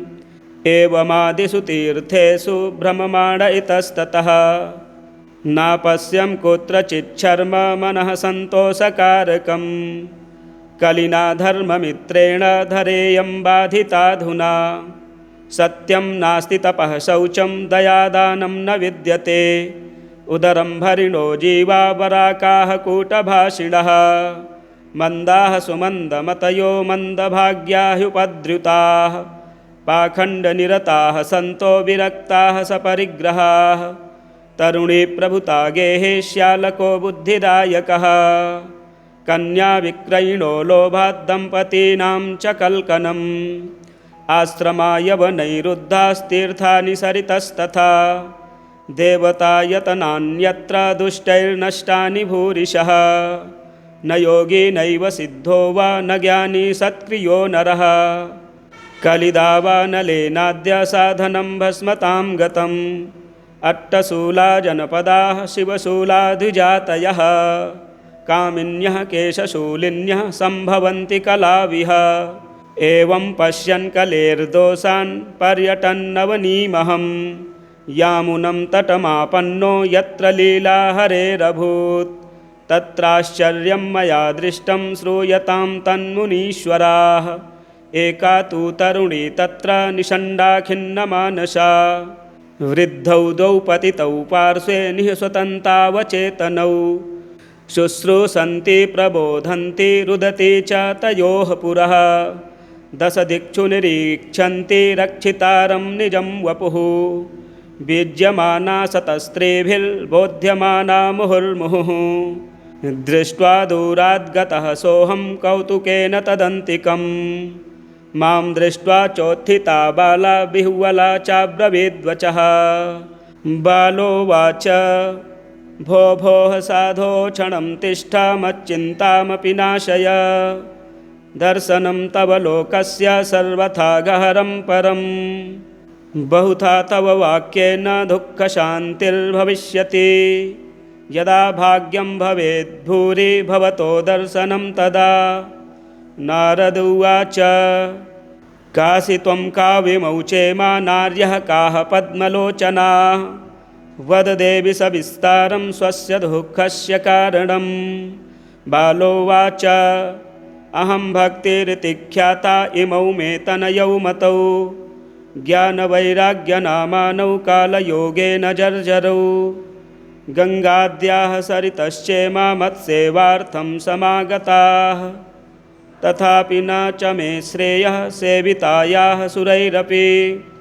इदानीं शृणु मद्वार्तां सच्चित्तस्त्वं तपोधन वार्ता मे विदिताप्यस्ति तां श्रुत्वा सुखमावह। उत्पन्ना द्रविणेशाहं वृद्धिं कर्णाटके गता क्वचिन्महाराष्ट्रे गुर्जरे जीर्णतां गता। तत्र घोरकलेर्योगात् पाखण्डैः खण्डिताङ्गका दुर्बलाहं चिरं याता पुत्राभ्यां सह मन्दतां। वृन्दावनं पुनः प्राप्य नवीनेव सुरूपिणी जाताहं युवती सम्यक् प्रेष्ठरूपा तु साम्प्रतम्। इमौ तु सैतावत्र सुतौ मे क्लिश्यतः श्रमात् इदम् अस्थानं परित्यज्य विदेशं गम्यते मया। जरठत्वं समायातौ तेन दुःखेन दुःखिता साहं तु तरुणी कस्मात् सुतौ वृद्धा विमौ कुतः। त्रयाणां सहचारित्वाद्वैपरीत्यं कुतः स्थितं घटते जरठा माता तरुणौ तनयाविति। अतः शोचामि चात्मानं विस्मयाविष्टमानसा वद योगनिधे धीमन् कारणं चात्र किं भवेत्। नारद उवाच ज्ञानेनात्मनि पश्यामि सर्वमेतत्तवानघे न विशदास्त्वया कार्यो हरिः संते करिष्यति। सूत उवाच क्षणमात्रेण तज्ज्ञात्वा वाक्यमूचे मुनीश्वरः। नारद उवाच शृणुष्वावहिता बाले युगोऽयं दारुणः कलिः तेन लुप्तः सदाचारो योगमार्गस्तपांसि च। जना अघासुरायान्ते साठ्यदुष्कर्मकारिणः इह सन्तो विसीदन्ति प्रहर्ष्यन्ति ह साधवः। धत्ते धैर्यं तु यो धीमान् स धीरः पण्डितोऽथवा अस्पृश्या नवलोक्येयं शेषभारकरीधरा। वर्षे वर्षे क्रमाज्जाता मङ्गलं नापि दृश्यते न त्वामपि सुतैः साकं कोऽपि पश्यति साम्प्रतम्। उपेक्षितानुरागान्धैर्जर्जरत्वेन संस्थिता वृन्दावनस्य संयोगात् पुनस्त्वं तरुणी नवा। धन्यं वृन्दावनं तेन भक्तिर्नृत्यति यत्र च अत्रेमौ ग्राहका भावान्न जरामपि मुञ्चतः। किञ्चिदात्मसुखेनेह प्रसुप्तिर्मन्यते नयोः। भक्तिरुवाच कथं परीक्षिता राज्ञा स्थापितो ह्यशुचिः कलिः। प्रवृत्ते तु कलौ सर्वसारः कुत्र गतो महान्। करुणापरेण हरिणाप्यधर्मः कथमीक्ष्यते इमं मे संशयं छिन्धि त्वद्वाचा सुखितास्म्यहं। नारद उवाच यदि पृष्टस्त्वया बाले प्रेमतः श्रवणं कुरु सर्वं वक्ष्यामि ते भद्रे कस्मलं ते गमिष्यति। यदा मुकुन्दो भगवान् क्षमां त्यक्त्वा स्वपदं गतः तद्दिनात् कलिरायातः सर्वसाधनबाधकः। दृष्टो दिग्विजये राज्ञा दीनवच्छरणं गतः न मया मारणीयोऽयं सारङ्ग इव सारभुक्। यत्फलं नास्ति तपसा न योगेन समाधिना तत्फलं लभते सम्यक् कलौ केशवकीर्तनात्। एकाकारं कलिं दृष्ट्वा सारवत्सारनीरसं विष्णुरातः स्थापितवान् कलिजानां सुखाय च। कुकर्माचरणात् सारः सर्वतो निर्गतोऽधुना पदार्थाः संस्थिता भूमौ बीजहीनास्तु सा यथा। विप्रैर्भागवती वार्ता गेहे गेहे जने जने कारिता कणलोभेन कथासारस्ततो गतः। अत्युग्रभूरिकर्माणो नास्तिकारौरवो जनाः तेऽपि तिष्ठन्ति तीर्थेषु तीर्थसारस्ततो गतः। कामक्रोधमहालोभतृष्णा व्याकुलचेतसः तेऽपि तिष्ठन्ति तपसि तपः सारस्ततो गतः मनसश्चाज्जया लोभात् दम्भात् पाखण्डसंश्रयात् शास्त्रानभ्यसनाच्चैव ध्यानयोगफलं गतं पण्डितास्तु कलत्रेण रमन्ते महिषा इव पुत्रस्योत्पादने दक्षा अदक्षा मुक्तिसाधने न हि वैष्णवता कुत्र सम्प्रदायपुरःसरा एवं प्रलयतां प्राप्तो वस्तुसारः स्थले स्थले अयं तु युगधर्मो हि वर्तते कस्य दूषणम् अतस्तु पुण्डरीकाक्षः सह ते निकटे स्थितः सूत उवाच इति तद्वचनं श्रुत्वा विस्मयं परमं गता भक्तिरुचे वचो भूयः श्रूयतां तच्च शौनक भक्तिरुवाच सुरर्षे त्वं हि धन्योऽसि मद्भाग्येन समागतः साधूनां दर्शनं लोके सर्वसिद्धिकरं परम् जयति जगति मायां यस्य कायाधवस्ते वचनरचनमेकं केवलं चाकलय्य ध्रुवपदमपि यातो यत्कृपातो ध्रुवोऽयं सकलकुशलपात्रं ब्रह्मपुत्रं नतास्मि कृष्णं नारायणं वन्दे कृष्णं वन्दे व्रजप्रियं कृष्णं द्वैपायनं वन्दे कृष्णं वन्दे पृथासुतं प्रथमोऽध्यायः सच्चिदानन्दरूपाय विश्वोत्पत्त्यादिहेतवे तापत्रयविनाशाय श्रीकृष्णाय वयं नुमः यं प्रव्रजन्तमनुपेतमपेतकृत्यं द्वैपायनो विरहकातर आजुहाव पुत्रेति तन्मयतया तरवोऽभिनेदुः तं सर्वभूतहृदयं मुनिमानतोऽस्मि नैमिषे सूतमासीनामभिवाद्य महामतिं कथामृतरसस्वादकुशलः शौनकोऽब्रवीत् शौनक उवाच अज्ञानध्वान्तविध्वंसकोटिसूर्यसमप्रभ सूताख्याहि कथासारं मम कर्णरसायनं भक्तिज्ञानविरागाप्तो विवेको वर्धते महान् मायामोहनिरासश्च वैष्णवैः क्रियते कथम् इह घोरे कलौ प्रायो जीवश्चासुरताङ्गतः क्लेशाक्रान्तस्य तस्यैव शोधने किं परायणम् श्रेयसां यद्भवेत् श्रेयः पावनानां च पावनं कृष्णप्राप्तिकरं शश्वत्साधनं तद्वदाधुना चिन्तामणिर्लोकसुखं सुरद्रुः स्वर्गसम्पदं प्रयच्छति गुरुः प्रीतो वैकुण्ठं योगिदुर्लभं सूत उवाच प्रीतिः शौनकचित्ते ते यतो वच्मि विचार्य च सर्वसिद्धान्तनिष्पन्नं संसारभयनाशनं भक्त्योघवर्धनं यच्च कृष्णसन्तोषहेतुकं तदहं तेऽभिधास्यामि सावधानतया शृणु कालव्यालमुखग्रासत्रासनिर्णासहेतवे श्रीमद्भागवतं शास्त्रं कलौकीरेण भासितम् एतस्मादपरं किञ्चिन्मनः शुद्ध्यै न विद्यते जन्मान्तरे भवेत् पुण्यं तदा भागवतं लभेत् परीक्षिते कथां वक्तुं सभायां संस्थिते शुके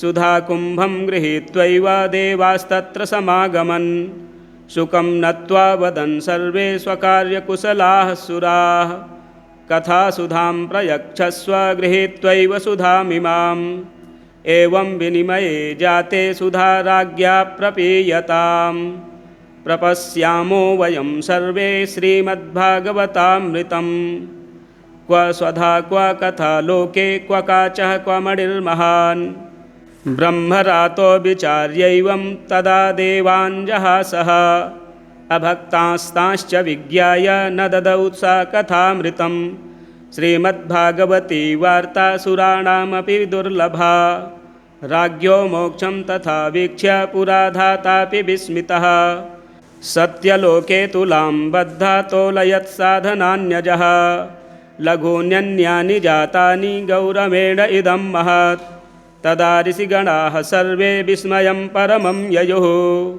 मेनिरे भगवद्रूपं शास्त्रं भागवतं कलौ पठनाच्छ्रवणात् सद्यो वैकुण्ठफलदायकम्। सप्ताहेन श्रुतं चैतत् सर्वथा मुक्तिदायकम्। सनकाद्यैः पुरा प्रोक्तं नारदाय दयापरैः। यद्यपि ब्रह्मसम्बन्धात् श्रुतमेतत् सुरर्षिणा। सप्ताहश्रवणविधिः कुमारैस्तस्य भासितः। शौनक उवाच लोकविग्रहमुक्तस्य नारदस्यास्थिरस्य च। विधिश्रवे कुतः प्रीतिः संयोगः कुत्र तैः सह।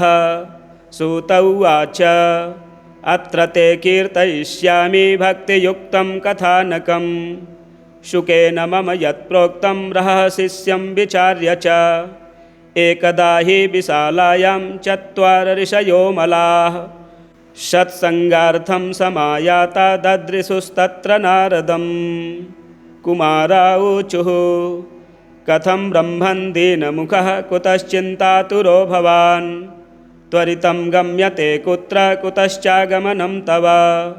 इदानीं शून्यचित्तोऽसि गतवित्तो यथा जनः।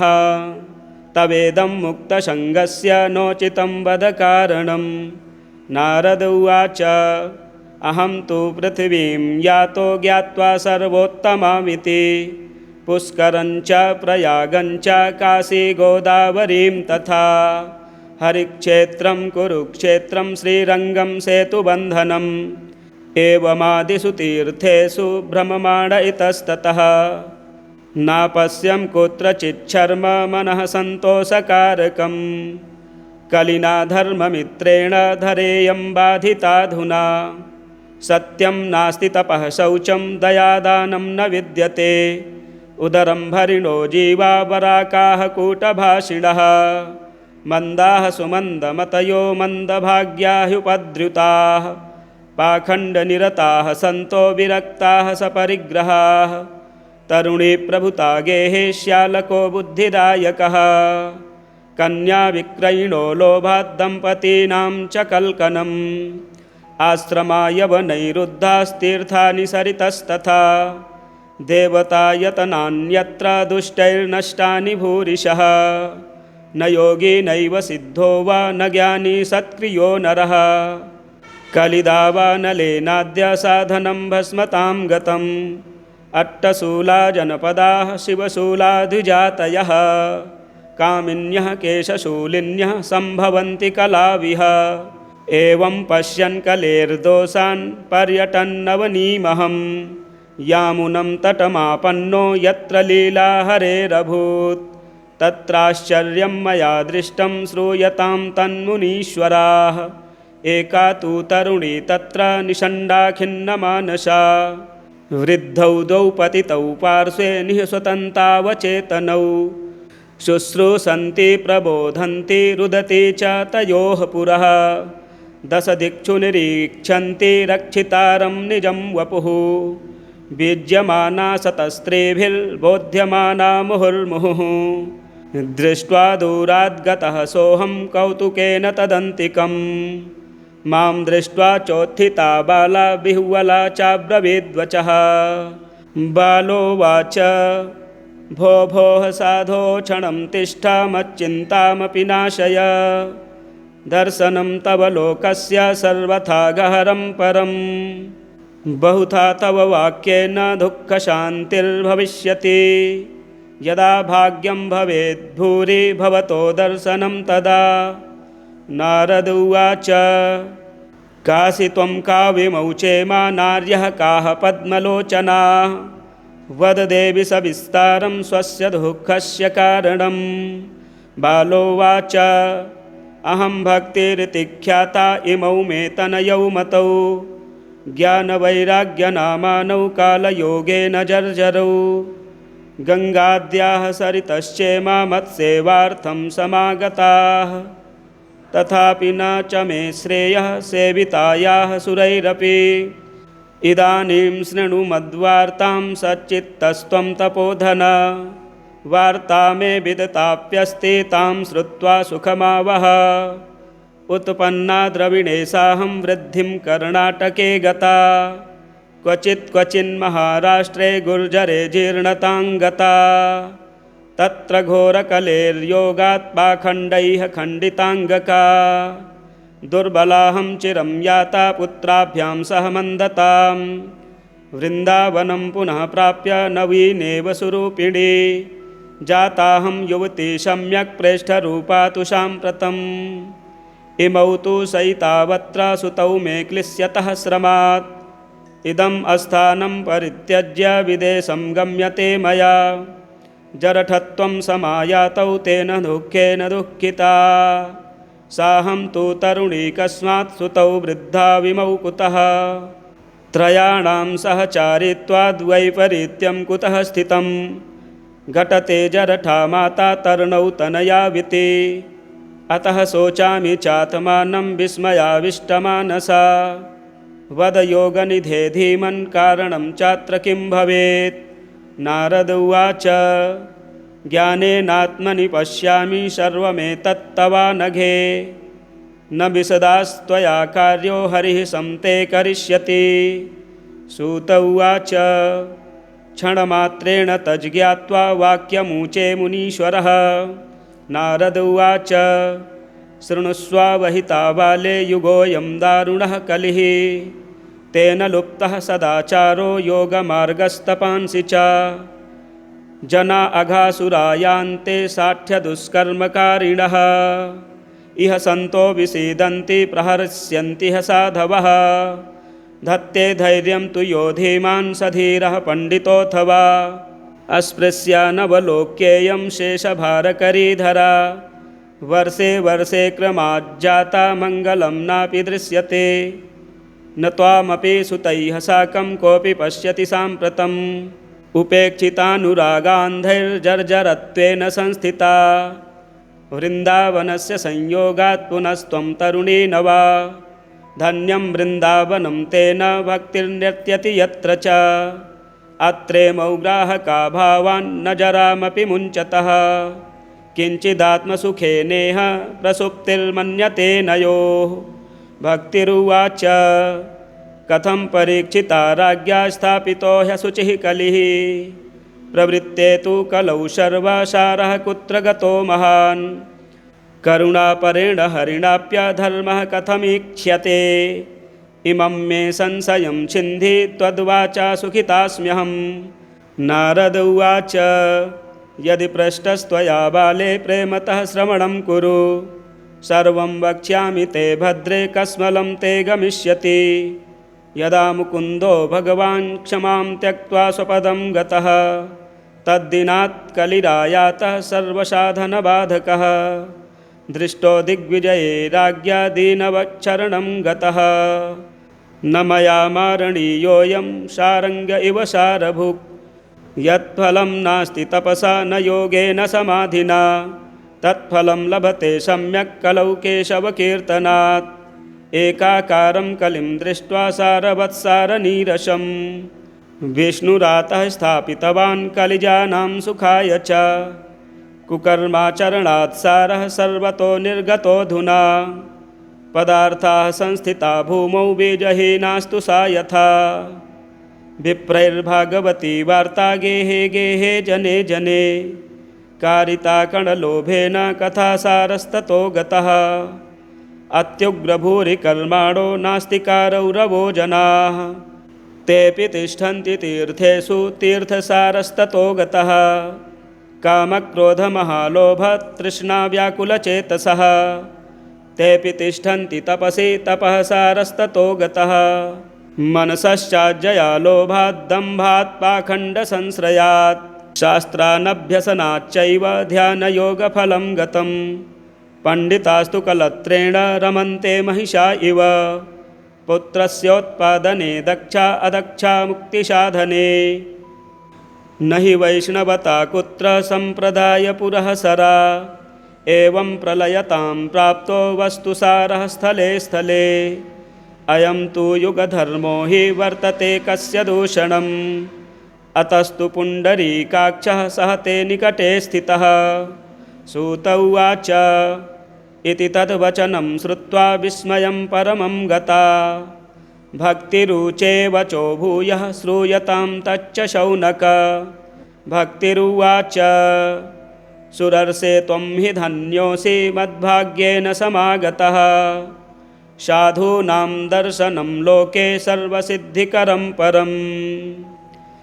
जयति जगति मायां यस्य कायाधवस्ते। वचनरचनमेकं केवलं चाकलय्य। ध्रुवपदमपि यातो यत्कृपातो ध्रुवोऽयं। सकलकुशलपात्रं ब्रह्मपुत्रं नतास्मि। कृष्णं नारायणं वन्दे कृष्णं वन्दे व्रजप्रियं। कृष्णं द्वैपायनं वन्दे कृष्णं वन्दे पृथासुतं। प्रथमोऽध्यायः सच्चिदानन्दरूपाय विश्वोत्पत्त्यादिहेतवे तापत्रयविनाशाय श्रीकृष्णाय वयं नुमः। यं प्रव्रजन्तमनुपेतमपेतकृत्यं द्वैपायनो विरहकातर आजुहाव। पुत्रेति तन्मयतया तरवोऽभिनेदुः तं सर्वभूतहृदयं मुनिमानतोऽस्मि। नैमिषे सूतमासीनामभिवाद्य महामतिं कथामृतरसस्वादकुशलः शौनकोऽब्रवीत्। शौनक उवाच अज्ञानध्वान्तविध्वंसकोटिसूर्यसमप्रभ। सूताख्याहि कथासारं मम कर्णरसायनं। भक्तिज्ञानविरागाप्तो विवेको वर्धते महान्। मायामोहनिरासश्च वैष्णवैः क्रियते कथम्। इह घोरे कलौ प्रायो जीवश्चासुरताङ्गतः। क्लेशाक्रान्तस्य तस्यैव शोधने किं परायणम्। श्रेयसां यद्भवेत् श्रेयः पावनानां च पावनं। कृष्णप्राप्तिकरं शश्वत्साधनं तद्वदाधुना। चिन्तामणिर्लोकसुखं सुरद्रुः स्वर्गसम्पदम्। प्रयच्छति गुरुः प्रीतो वैकुण्ठं योगिदुर्लभम्। सूत उवाच प्रीतिः शौनकचित्ते ते ह्यतो वच्मि विचार्य च। सर्वसिद्धान्तनिष्पन्नं संसारभयनाशनं। भक्त्योघवर्धनं यच्च कृष्णसन्तोषहेतुकम्। तदहं तेऽभिधास्यामि सावधानतया शृणु। कालव्यालमुखग्रासत्रासनिर्णासहेतवे श्रीमद्भागवतं शास्त्रं कलौकीरेण भासितम्। एतस्मादपरं किञ्चिन्मनः शुद्ध्यै न विद्यते। जन्मान्तरे भवेत् पुण्यं तदा भागवतं लभेत्। परीक्षिते कथां वक्तुं सभायां संस्थिते शुके। सुधाकुम्भं गृहीत्वैव देवास्तत्र समागमन्।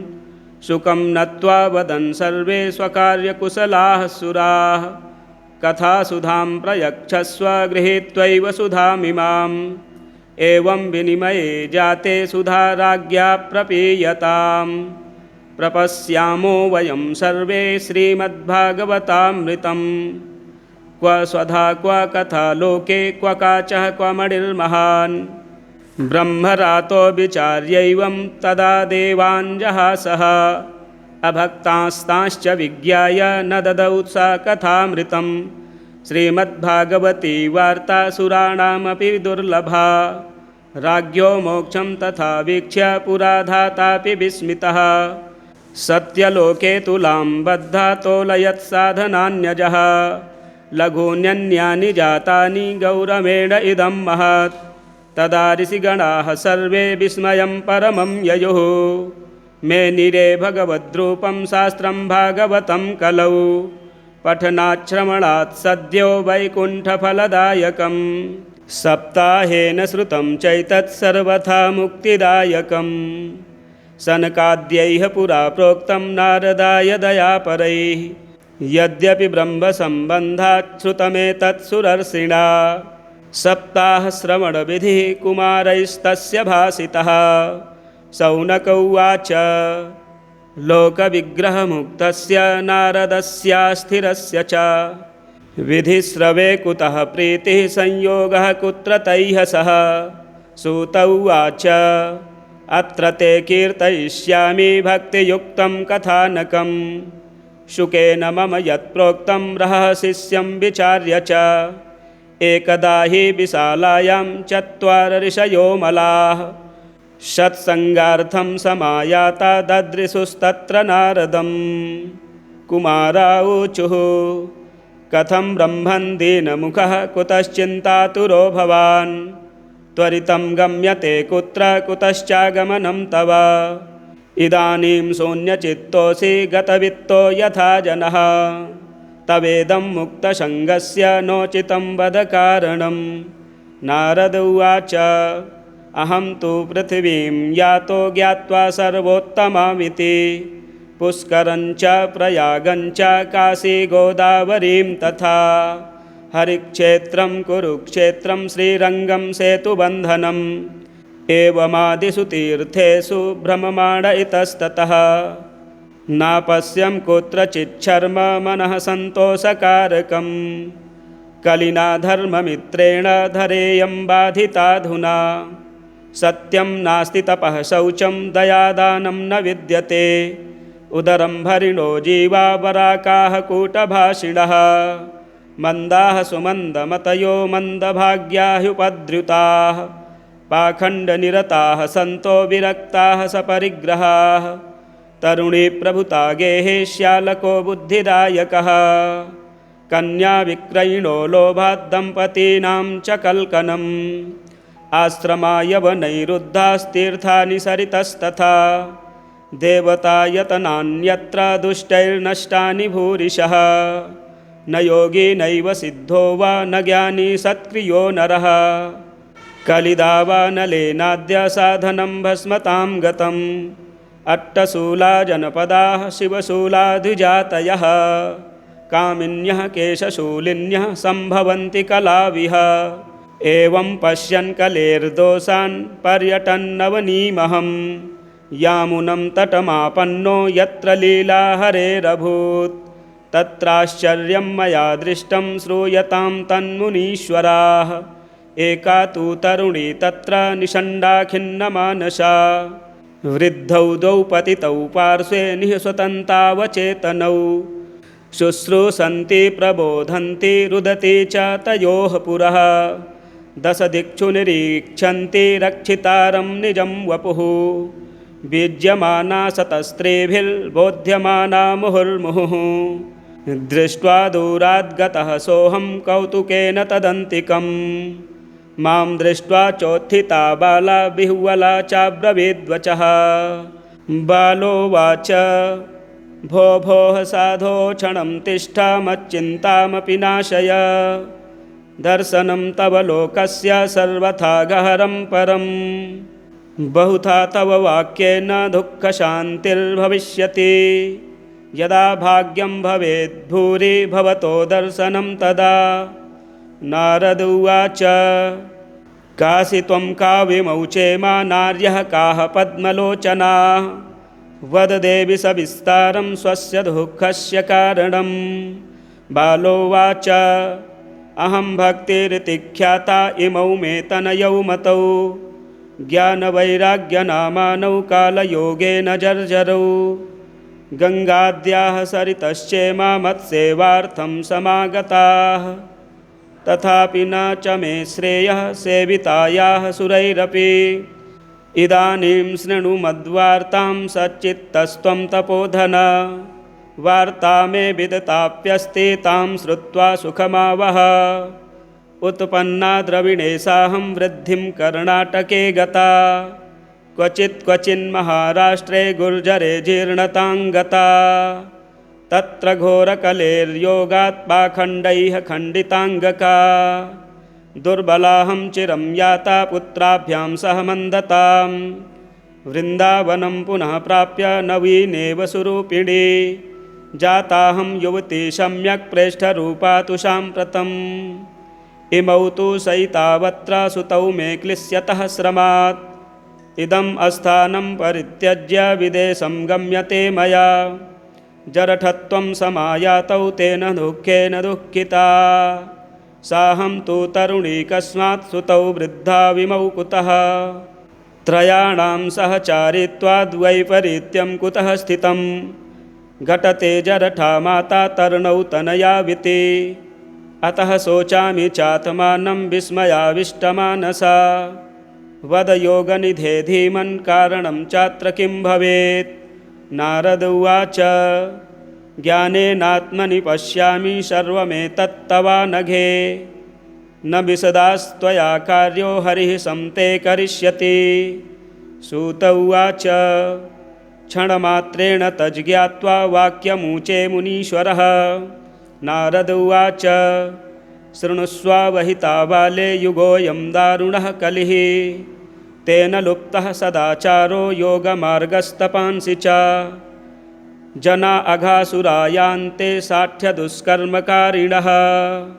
इह सन्तो विसीदन्ति प्रहर्ष्यन्ति ह साधवः धत्ते धैर्यं तु यो धीमान् स धीरः पण्डितोऽथवा अस्पृश्यानवलोक्येयं शेषभारकरीधरा वर्षे वर्षे क्रमाज्जाता मङ्गलं नापि दृश्यते न त्वामपि सुतैः साकं कोऽपि पश्यति साम्प्रतम् उपेक्षितानुरागान्धैर्जर्जरत्वेन संस्थिता वृन्दावनस्य संयोगात् पुनस्त्वं तरुणी न वा धन्यं वृन्दावनं तेन भक्तिर्नृत्यति यत्र च अत्रे मौग्राहका भावान् न जरामपि मुञ्चतः किञ्चिदात्मसुखेनेह प्रसुप्तिर्मन्यते नयोः भक्तिरुवाच कथं परीक्षिता राज्ञा स्थापितो ह्यशुचिः कलिः प्रवृत्ते तु कलौ सर्वसारः कुत्र गतो महान् करुणापरेण हरिणाप्यधर्मः कथमीक्ष्यते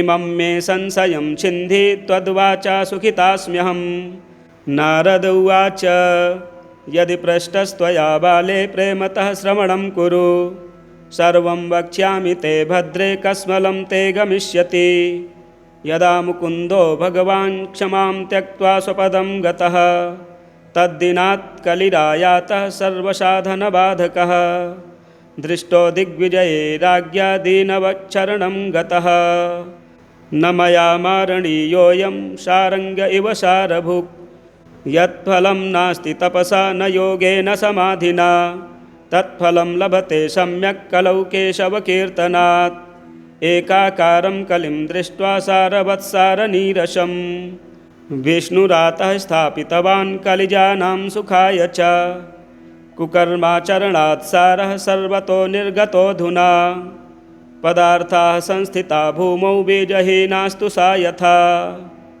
विप्रैर्भागवती वार्ता गेहे गेहे जने जने कारिता कणलोभेन कथासारस्ततो गतः अत्युग्रभूरिकर्माणो नास्तिकारौरवो जनाः तेऽपि तिष्ठन्ति तीर्थेषु तीर्थसारस्ततो गतः कामक्रोधमहालोभतृष्णाव्याकुलचेतसः तेऽपि तिष्ठन्ति तपसि तपः सारस्ततो गतः मनसश्चाज्जया लोभाद्दम्भात् पाखण्डसंश्रयात् शास्त्रानभ्यसनाच्चैव ध्यानयोगफलं गतं पण्डितास्तु कलत्रेण रमन्ते महिषा इव पुत्रस्योत्पादने दक्षा अदक्षा मुक्तिसाधने न हि वैष्णवता कुत्र सम्प्रदायपुरःसरा एवं प्रलयतां प्राप्तो वस्तुसारः स्थले स्थले अयं तु युगधर्मो हि वर्तते कस्य दूषणम् अतस्तु पुण्डरीकाक्षः सह ते निकटे स्थितः सूत उवाच इति तद्वचनं श्रुत्वा विस्मयं परमं गता भक्तिरुचे वचो भूयः श्रूयतां तच्च शौनक भक्तिरुवाच सुरर्षे त्वं हि धन्योऽसि मद्भाग्येन समागतः साधूनां दर्शनं लोके सर्वसिद्धिकरं परम् जयति जगति मायां यस्य कायाधवस्ते वचनरचनमेकं केवलं चाकलय्य ध्रुवपदमपि यातो यत्कृपातो ध्रुवोऽयं सकलकुशलपात्रं ब्रह्मपुत्रं नतास्मि। इति श्रीपद्मपुराणे उत्तरखण्डे श्रीमद्भागवतमाहात्म्ये भक्तिनारदसमागमो नाम प्रथमोऽध्यायः। इसी प्रकार के वीडियो देखने के लिए चैनल को सब्सक्राइब करें, वीडियो शेयर करें, लाइक करें। मिलते हैं अगले वीडियो में। जय श्री राम।